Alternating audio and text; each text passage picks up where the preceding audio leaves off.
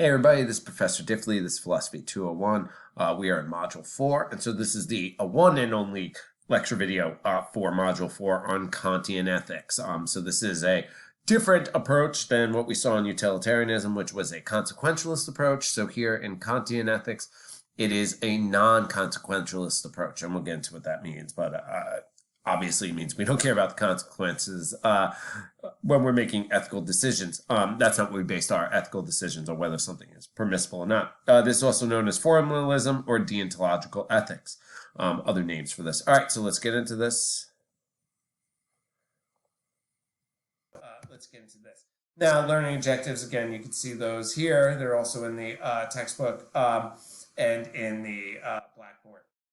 So, categorical imperative, hypothetical, practical imperative. These are some of the major concepts from Kant, and we'll deal with them as we go through the slides. So, overview of this. That's a picture of Immanuel Kant. He was an 18th century writer, for the most part, an Enlightenment era thinker, very, very influential in the Enlightenment.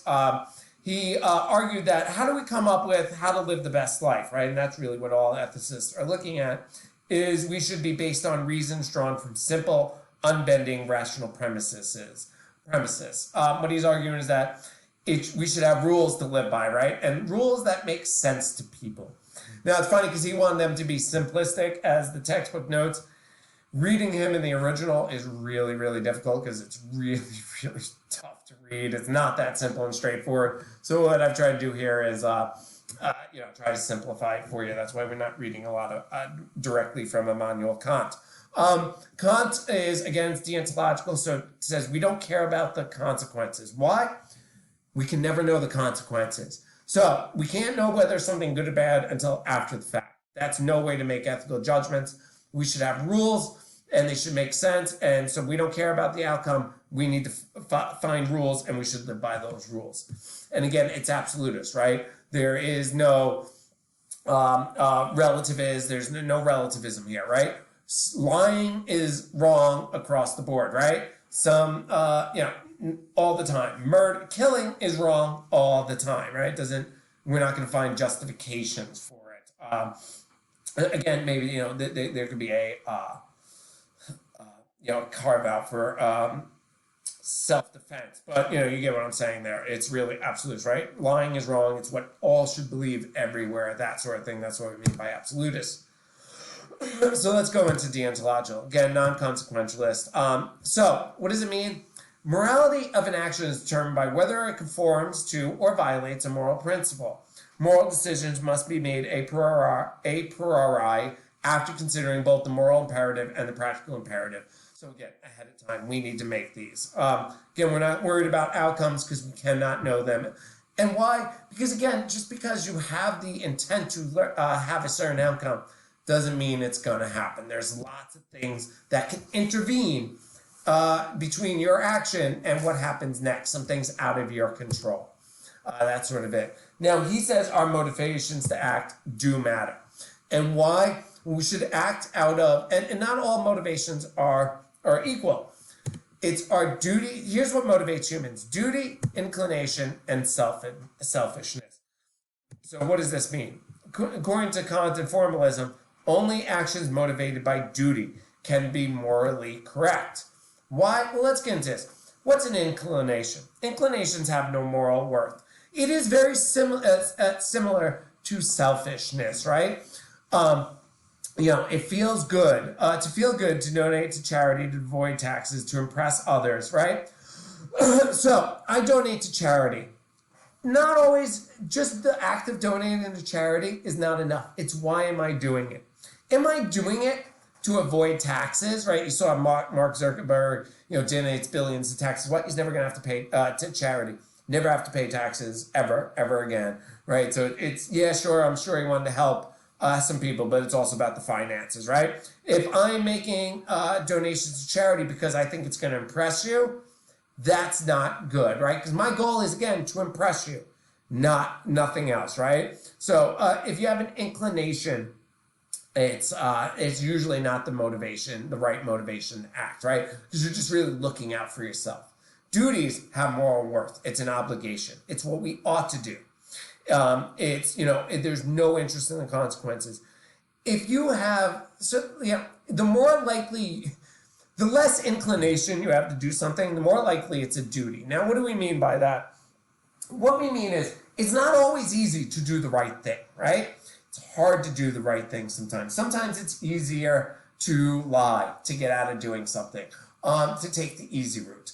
Our duties are what really matter because they're difficult, and they're difficult because they matter, right? Do you get what I'm saying there? It's an obligation we have to do because it's the right thing to do, right? I see you, I'm standing in line behind you in the grocery store. I see $100 bill drop out of your pocket. My inclination is to take it. Why? Because I could use $100. Well, that's probably because it's wrong. My inclination isn't wrong, right? What is it?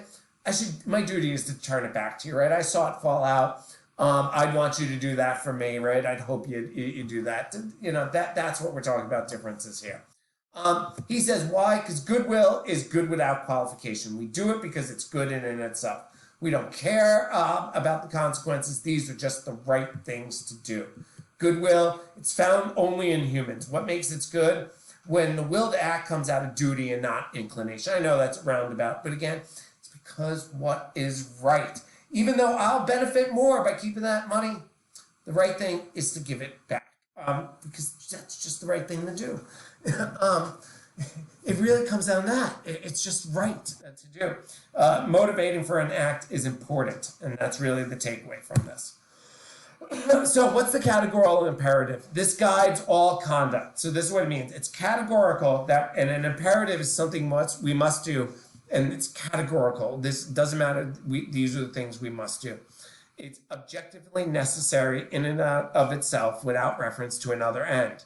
And we'll see this with apparent goods in virtue ethics. A person should never act in a way in which the rule behind an action, a maxim is just a rule, should not become a universal law. This is really where that the Kantian crash course video is really helpful here. Now think about this, right? An act is morally right only if it's a maxim that can be universalized. So, I'm hungry, and the person behind the counter is not paying attention. I can steal this sandwich. Now, I don't have the money to pay for it. I'm really hungry. I should steal this because it's going to benefit me. Why is that not okay, according to Kant? Why? Because any rule you're going to live by, so I'm stealing because I'm hungry and because I can, is not good. Because now imagine a world in which everybody steals all the time. The rule is everybody should steal from everybody else all the time. Do you want to live in that world? How do you think that world's going to be? You're going to trust that world? Are you going to feel safe in that world? Right? That's it. So if you're going to act out of something, your reason for doing it, you have to imagine everybody else in the world doing it. And do you want to live in that world? That's really is what he's looking at here. So he comes up with three major conceptions here of this. So this is the first. Act only according to a law, a maxim, through which you can at the same time will that it become universal law. So again, this is, would you want everybody doing this? Is it okay to steal? No, because then it would be everybody stealing from everybody. Is it okay to lie? No, because do you want to live in a world where everybody is lying all the time? Imagine how difficult that would be. The second one here is what I call the practical imperative, what the video calls the practical imperative as well. And this would just focus on here. It is also, it's a different part of it, of the categorical imperative, but it's just important. It says never, ever act in a way to use other people as merely as a means, right? What's this saying is we have to respect other people. This is why we shouldn't lie. If I lie to you, you don't have full ability to make decisions for yourself because you don't know the whole truth. I'm lying to you to get you to act in a way that will benefit me, right? So I'm withholding information. I'm telling you the truth. I get you to do something by tricking you. So we should respect people. We should never use them as merely as a means. They are ends in themselves. This is a practical imperative. Now here's the thing. We use people all the time. I'm using you, you're using me right now. We really are. You're using me to get information, to get knowledge, right? I'm using you Because I need people in my class to get paid, right? This is my job. My job is to impart knowledge and information. I need people to then come and get that information. Why is that okay? Because it is. Why? Because we went into this eyes wide open. You get what I'm saying? We're using I'm not lying to you. You know you're paying for information. I know that you're here to get information. We are both using each other and we both agree to it. So that's okay. And so the last one in this, but really the first two are really the ones I want you to focus on. Maxim should be a universal law, and the practical imperative.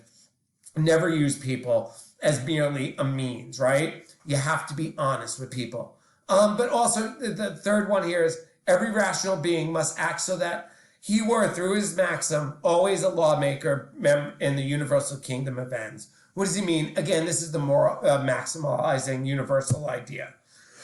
So the practical imperative, again, act in a way that you treat humanity, yourself, and others as an end and never a means. Don't use people. That's exactly it, right? And you can see the video on this. Is it permissible to kill? He would say no. Killing is never permitted, no matter the situation. Again, if you give me that gun and say, shoot this one person and save 19, I can't do it. Why? Because it's wrong to kill. Those other 20 people were going to die whether or not I showed up, right? So you can't now blame it on me. Someone else chose to kill them. Me, by stepping in and killing that one person, is just as wrong. I shouldn't allow those others. I shouldn't kill them to save, and I should allow the others to die. Now, a lot of people kind of have a problem with that too, because you had a chance to save 19, you didn't. But again, we can look at those things. Again, you can read on the kingdom of ends here. A practical imperative is really the basis of our natural rights. It's really the basis of our inalienable rights. And all men are created equal. We have these rights that cannot be taken away from us. Why? Because everybody should be treated equal. Everyone should have the same action there. Options.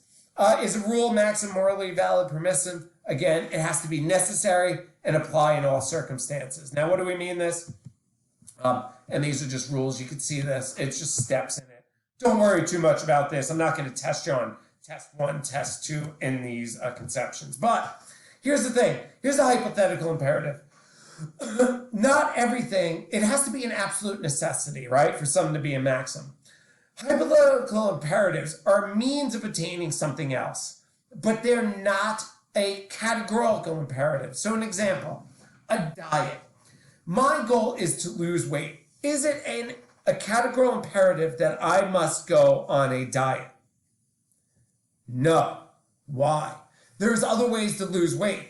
I could do other things to lose weight than just go on a diet. Here's another way.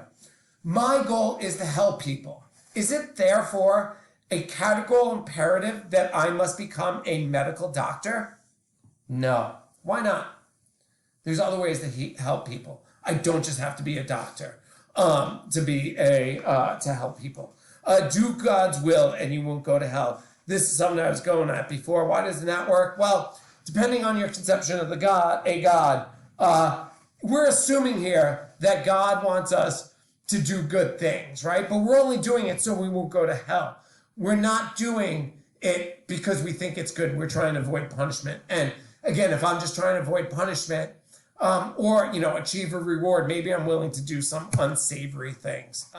He also says the golden rule is no good because, again, it doesn't matter doesn't describe our duties. Again, that's what I was saying. What if I like to hurt people? I'm okay with people hurting me. So I should be okay with hurting other people. Again, not what you think about as the category, as the golden rule. Again, should we lie? No, never. Why? Because the consequences of being truthful, we can never know what the consequences are going to be for certain. Lying conflicts with our moral duty, right? And you can see this in the moral Kant's acts. And watch the video on this. There's the Kant's acts video. This is also covered in the crash course video. Someone shows up at a door with an axe wanting to kill somebody in the house, one of your loved ones. Do you lie? Kant says no. watch the video to see why. I just don't want, again, you can disagree with it. It's actually going to be something in the blog, so I don't want to go too far into that. Criticisms, this is inflexible, right? There's no exceptions. So imagine having to be truthful to everybody you know all the time, your loved ones, never being able to tell a white lie to spare their feelings. It's not really practical, right? It doesn't between our duties to all rational beings. Sometimes we should act in certain ways to our family and loved ones than we should to others. Some people argue that Kant doesn't really, he wants us to be robots, right? And it's hard. It's really hard to view the world he wants us to live in. We always follow these rules. You should never kill. You should never lie. There's no ever conceivable justification for that. That seems to conflict with how we know the world works, is really the biggest problem with that. Here's just a comparative slide. You can see this on your own. It kind of gives you the really summaries of the two. So that's the last video for the lecture slides. Again, read the lecture slides yourself. If you have any questions, let me know.